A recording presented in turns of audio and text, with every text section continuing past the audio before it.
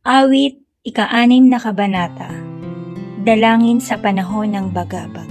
Panginoon, huwag mo akong kamuhian at sumbatan.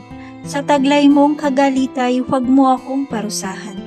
Naubos na ang lakas ko, Yahweh, ako'y kahabagan. Palakasin ang lingkod mong sa hirap ay halos patay. Bagabag ang aking puso sa matinding kahirapan. Ang ganitong kalagayay, kailan mo wawakasan?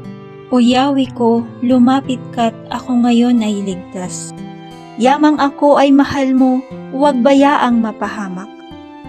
Sa daigdig niyong patay, nalilimot ka ng lahat, at wala ng pagpupuri na doon ay magaganap. Lubos akong nanlulumo sa hirap ko at dalita. Gabi-gabi ang banig ko'y natitigmak sa pagluha. At pati na ang unan ko sa luha ay basang-basa. Sa labis kong kaiiyak, ang mata ko'y magang-maga. Halos di na makakita, kaaway ko ang may gawa. Layas kayo masasama, layo kayo't ako'y iwan. Yamang itong panaghoy ko ay dininig ng may kapal. Narinig na ang hibik ko, ang dalangin na tulungan.